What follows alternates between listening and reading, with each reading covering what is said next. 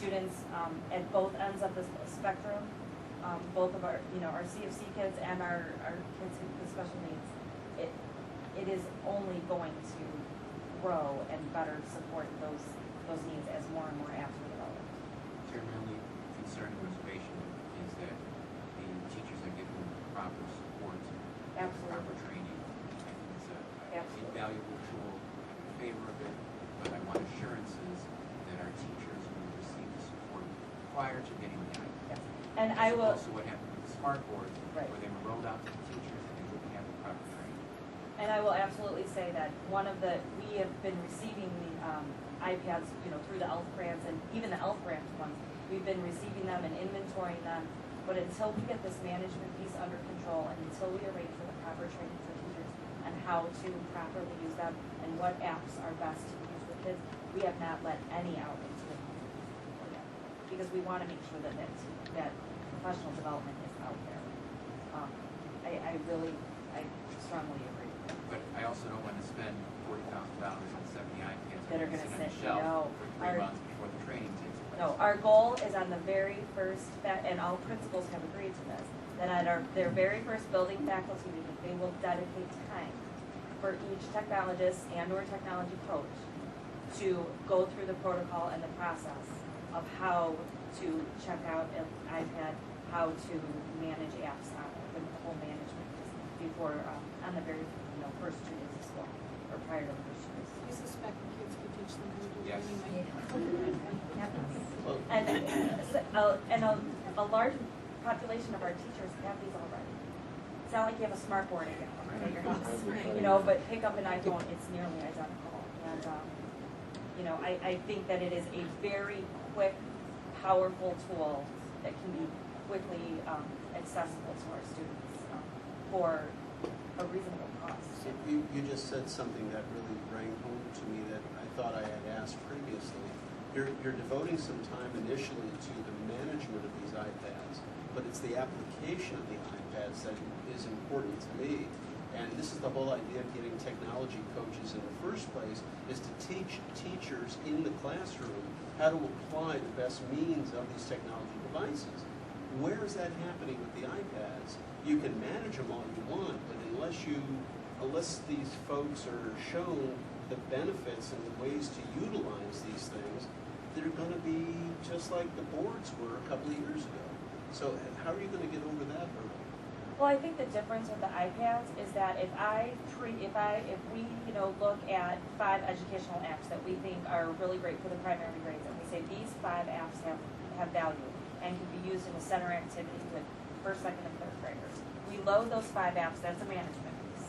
We purchase them, we sync them, we get them on the cards. That app could be shown to a teacher or a kid in a matter of probably 2 minutes.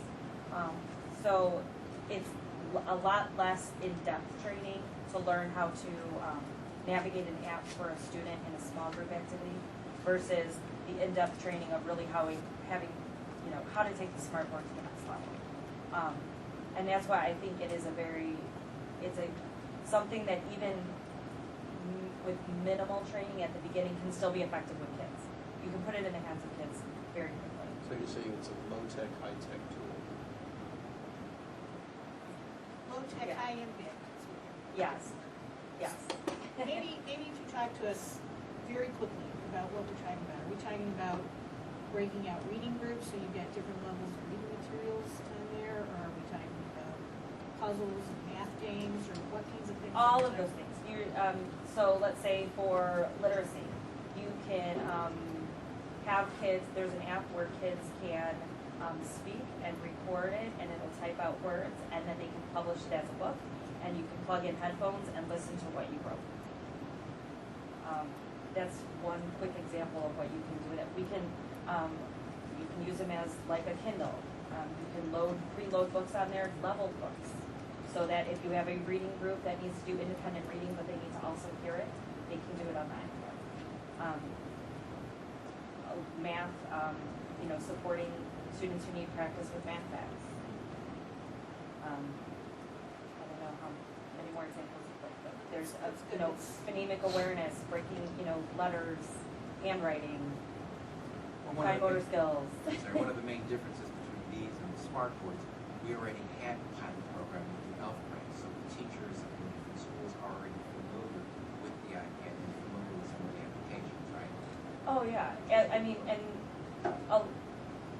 through the ELF grants, I mean, that was one of the highest things that teachers were applying for through their grants, was to get iPads so that they could start using these with kids. And they have gone above and beyond in researching apps, and especially with those teachers that work with special needs students. As I listen to this, kind of one reaction I have is that sometime in the next year, we may want to do a more full presentation on kind of what the technology, what the hardware purchase strategy is, and kind of what the, where we think the bang for the buck is on that education piece. And that probably makes sense as a full discussion sometime. I guess my question to the other board members at this point, this actually is part of a, this year's purchases are part of a consent agenda. Let me ask whether there are other questions that kind of go to the question of whether we would approve that or whether we would seek to pull that off the consent agenda. Or did Ms. Bresnahan answer enough to answer that question? I guess from my perspective, I think we're talking about $30,000.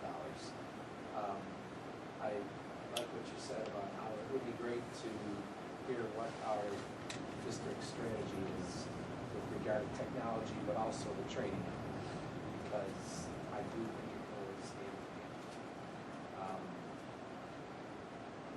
I do have a question about the overall budget. I don't think we're seeing the whole picture there. Because we're still spending less than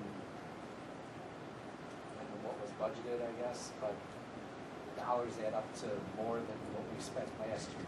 So I'm confused about that. I think our hardware purchase went up like more than $70,000. And then we cut our smart board purchase.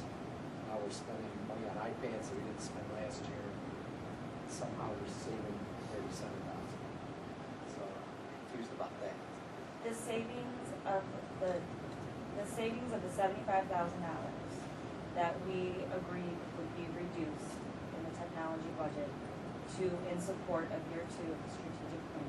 Yeah. Was $75,000 reduced from the tentative budget that was approved in July. Okay. And did we spend more or less than our budget last year? We spent about $100,000 less than our budget last year on technology. And is that money rolled over for these purchases? Now, as of June 30th, when the budget year is over, those funds were no longer available. The overall technology budget, which goes way beyond this purchase that you see here, which goes into, software, programming, tech support, all of those types of things, that is less than what we spent last year. Budget-wise or actual-wise? The tentative budget for this year is less than the actual of last year. So when we're looking at budgets, do we see the technology budget?